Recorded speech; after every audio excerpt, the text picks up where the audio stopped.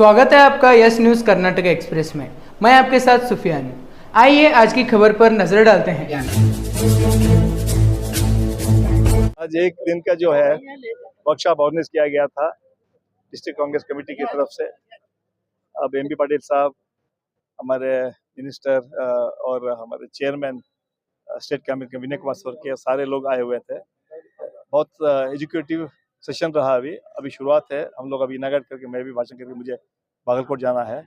तो बहुत हमारा जो 5 साल के जो 500 गारंटी के बारे में और जो 3 साल में जो जो हम लोगों ने किया था उसके बारे में हम लोग बता रहे वर्करों को, और हमारी जो है जो अचीवमेंट्स और बीजेपी की खामियां दोनों। क्योंकि बीजेपी 12 साल हो गए सरकार आने के बाद। नरेंद्र मोदी इतना झूठ बोले, अगर दुनिया में कोई झूठ का अवार्ड देना है तो नरेंद्र मोदी को देना, इतना झूठ बोले हैं।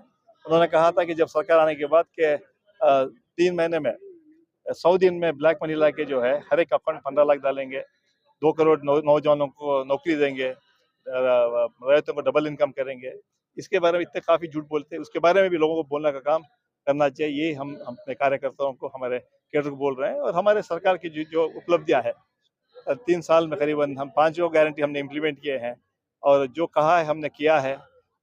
जो हम कहते हैं वो करते हैं, लेकिन बीजेपी जो है जो कहते हैं वो नहीं करते। इस तरह जो नरेंद्र मोदी के झूठे वादे आज कोई पूरे नहीं हुए। सबका साथ सबका विकास बोल रहे हैं, सबका साथ सबका विकास नहीं, सबका विनाश कर रहे हैं। इस सिलसिले में आज का जो प्रोग्राम है वो बड़ा इफेक्टिव प्रोग्राम है, और शाम तक प्रोग्राम चलेगा। और पूरा विश्वास है जो हमारे वर्कर्स है उनको पूरा फीडबैक मिलेंगे, ताकि वो अपने बूथों में, अपने ब्लॉकों में, अपने ताल्लुक में जो अपना भाषण करे, और हमारे कांग्रेस पार्टी की उपलब्धियां और राहुल गांधी की लीडरशिप और खड़गे साहब की लीडरशिप, और कर्नाटका में जो चीफ मिनिस्टर सिद्धरामैया, डी के शिवकुमार की लीडरशिप में कांग्रेस पार्टी की सरकार किस तरह काम कर रही है, ये हम लोग हमारे कार्यकर्ता हम बताएंगे। ಒಂದು ದಿನದ ಕಾರ್ಯಾಗಾರವನ್ನು ನಮ್ಮ ಜಿಲ್ಲಾ ಕಾಂಗ್ರೆಸ್ ವತಿಯಿಂದ ಹಮ್ಮಿಕೊಂಡಿದ್ದಾರೆ. ಈಗಾಗಲೇ ಜಿಲ್ಲಾ ಮಂತ್ರಿಗಳಾದ ಎಂ.ಬಿ. ಪಾಟೀಲ್ ರವರು, ಸನ್ಮಾನ್ಯ ವಿನಯ್ ಕುಮಾರ್ ಸೋರ್ಕೆರವರು, ಚೇರ್ಮನ್ ನಮ್ಮ ಕ್ಯಾಂಪೇನ್ ಕಮಿಟಿ ಅದರ ಮೂಲಕ ಒಂದು ಕಾರ್ಯಕ್ರಮ ಹಮ್ಮಿಕೊಂಡು ಈಗಾಗಲೇ ಉದ್ಘಾಟನೆ ಆಗಿದೆ. ಇವತ್ತು ಸಾಯಂಕಾಲವರೆಗೆ ಕಾರ್ಯಕ್ರಮ ನಡೆಯುತ್ತೆ. ನಮ್ಮ ಸರ್ಕಾರ ಸಾಧನೆ, ಕಳೆದ 3 ವರ್ಷ ನಮ್ಮ ಸರ್ಕಾರ ಬಂದು 2 ವರ್ಷ 9 ತಿಂಗಳಾಗಿದೆ. ನುಡಿದಂತೆ ನಡೆದ ಸರ್ಕಾರ ಕಾಂಗ್ರೆಸ್ ಪಕ್ಷದ ಸರ್ಕಾರ. ಸರ್ವರಿಗೂ ಸಮಪಾಲು, ಸರ್ವರಿಗೂ ಸಮಬಾಳು ನಮ್ಮ ಸಂಕಲ್ಪ. ಈ ರಾಜ್ಯವನ್ನ ಸರ್ವ ಜನಾಂಗದ ಶಾಂತಿಯ ತೋಟನಾಗಿ ನಾವು ಮಾಡ್ತಾ ಇದ್ದೀವಿ. ಕೊಟ್ಟಂತ ಮಾತು ಉಳಿಸ್ಕೊಂಡಿದ್ದೀವಿ. ಅದಕ್ಕೆ ಜನ ಕಾಂಗ್ರೆಸ್ ಪಕ್ಷಕ್ಕೆ ಆಶೀರ್ವಾದ ಮಾಡಿ ಸುಮಾರು 139 ಸೀಟ್ಗಳನ್ನ ಗೆಲ್ಲಿಸಿದ್ದಾರೆ. ಮತ್ತೆ ಕೂಡ 2028ರಲ್ಲಿ ನಾವೇ ಅಧಿಕಾರಕ್ಕೆ ಬರ್ತೀವಿ. ಯಾಕಂದ್ರೆ ಭಾರತೀಯ ಜನತಾ ಪಾರ್ಟಿಯವರು ವೋಟ್ ಕೇಳೋಂಥ ನೈತಿಕ ಹಕ್ಕಿಲ್ಲ, ನಮ್ಮ ಟೀಕೆ ಮಾಡೋಂಥ ಯಾವುದೇ ಹಕ್ಕಿಲ್ಲ. ಯಾಕಂತ ಹೇಳಿದ್ರೆ ಬರೀ ಸುಳ್ಳಿನ ಮೇಲೆ ಸುಳ್ಳು. ಕಳೆದ 12 ವರ್ಷದಲ್ಲಿ ನರೇಂದ್ರ ಮೋದಿ ಅವರು ಹೇಳಿದಂಥ ಸುಳ್ಳು ಇವತ್ತೇನಾದ್ರೂ ಪ್ರಪಂಚದಲ್ಲಿ ಆಸ್ಕರ್ ಅವಾರ್ಡ್ ಕೊಡ್ಬೇಕು ಸುಳ್ಳಿಗೆ, ಅದು ಸಾಮಾನ್ಯ ನರೇಂದ್ರ ಮೋದಿ ಅವರು ಸಲ್ಲತ್ತೆ ಅಂತ ಹೇಳೋದು ಬಯಸ್ತಾ ಇದ್ದೇನೆ. ಯಾಕಂದ್ರೆ ಅಧಿಕಾರ ಬರೋ ಮುಂಚೆ ಹೇಳಿದ್ರು, ನಮ್ಮ ಸರ್ಕಾರ ಅಧಿಕಾರಕ್ಕೆ ಬಂದ್ರೆ 100 ದಿನಗಳಲ್ಲಿ ಕಪ್ಪು ಹಣ ತಂದು ಪ್ರತಿಯೊಬ್ಬರ ಅಕೌಂಟ್ಗೆ 15 ಲಕ್ಷ ಹಾಕ್ತೀವಿ ಹೇಳಿದ್ರೆ, 12 ವರ್ಷ ಆಯ್ತು, 15 ರೂಪಾಯಿ ಕೂಡ ಯಾರ ಅಕೌಂಟ್ಗೆ ಹಾಕ್ಲಿಲ್ಲ. ಪ್ರತಿ ವರ್ಷ 2 ಕೋಟಿ ಉದ್ಯೋಗ ಯುವಕರಿಗೆ ಕೊಡ್ತೀವಿ ಅಂತ ಹೇಳಿದ್ರು, ಎರಡನೇ ಸುಳ್ಳು. 24 ಕೋಟಿ ಉದ್ಯೋಗ ಕೊಡ್ಬೇಕಾಯ್ತು, 24 ಲಕ್ಷ ಕೂಡ ಉದ್ಯೋಗ ಕೊಡಕ್ಕಾಗ್ಲಿಲ್ಲ. ರೈತರಿಗೆ ಡಬಲ್ ಇನ್ಕಮ್ ಮಾಡ್ತೀವಿ ಅಂತ ಹೇಳಿದ್ರಿ, ಯಾವ ಡಬಲ್ ಇನ್ಕಮ್ ಆಗಿಲ್ಲ. ಬೆಲೆ ಏರಿಕೆ, ನಮ್ಮ ಸರ್ಕಾರ ಅಧಿಕಾರದಲ್ಲಿರುವಾಗ, ಸನ್ಮಾನ್ಯ ಮನಮೋಹನ್ ಸಿಂಗ್ ಪ್ರೈಮ್ ಮಿನಿಸ್ಟರ್ ಇರುವಾಗ ಪೆಟ್ರೋಲ್ ಬೆಲೆ 55 ರೂಪಾಯಿ ಇತ್ತು, 100ಕ್ಕೆ ದಾಟಿದೆ. ಇದು ಅಭಿವೃದ್ಧಿನ, ಅವರ ಸಾಧನೆಯನ್ನ. ಗ್ಯಾಸ್ ಬೆಲೆ 400ರಿಂದ 1000ಕ್ಕೆ ದಾಟಿದೆ, ಇದು ಅವರ ಸಾಧನೆಯನ್ನ. ಸೊ ಯಾವುದೇ ಒಂದು ಕಾರ್ಯಕ್ರಮ ಅವರು ಅನುಷ್ಠಾನ ತರಲಿಲ್ಲ. ನಮ್ಮ ಸರ್ಕಾರ ಅಧಿಕಾರಕ್ಕೆ ಬಂದ್ರೆ ರಾಮರಾಜ್ಯ ಮಾಡ್ತೀನಿ ಹೇಳಿದ್ರು, ರಾಮರಾಜ್ಯ ಮಾಡಲಿ, ರಾವಣ ರಾಜ್ಯ ಮಾಡಿಬಿಟ್ಟು ಸಮಾಜವನ್ನು ಹೊಡೆಯುವಂತ ಕೆಲಸ ಇವತ್ತು ಅವರ ಪಕ್ಷದ ಸಂಘಟನೆಗಳು ಮಾಡ್ತವೆ.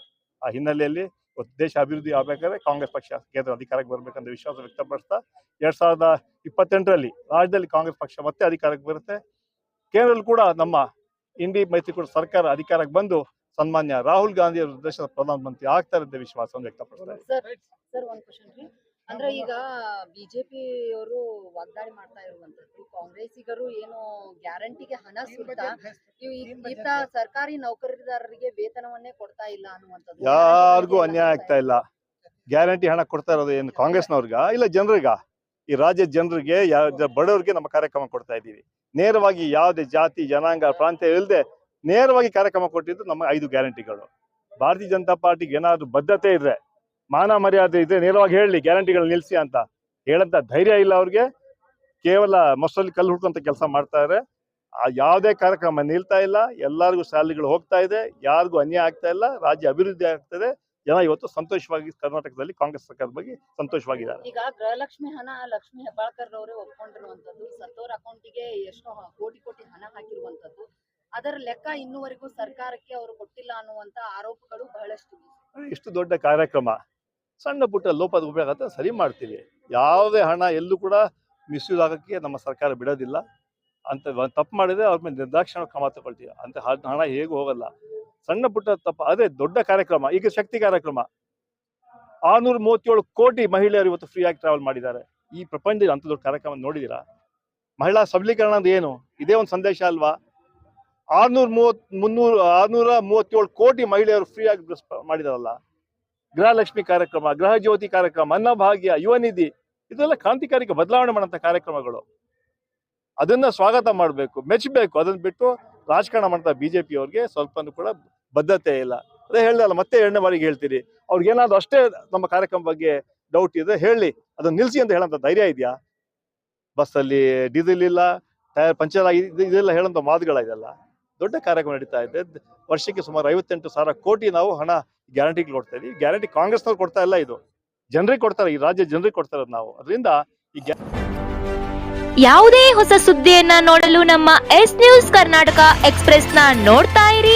ಹಾಗೆ ನಮ್ಮ ಚಾನೆಲ್ ನ ಸಬ್ಸ್ಕ್ರೈಬ್ ಮಾಡಿ, ಬಾಜು ಇರುವ ಬೆಲ್ ಐಕಾನ್ ಅನ್ನ ಕ್ಲಿಕ್ ಮಾಡಿ. ಹಾಗೆ ನಮ್ಮ ಚಾನೆಲ್ ನ ಲೈಕ್ ಮಾಡಿ, ಶೇರ್ ಮಾಡಿ. ನಮ್ಮ ನಡೆ ಸತ್ಯದ ಕಡೆ.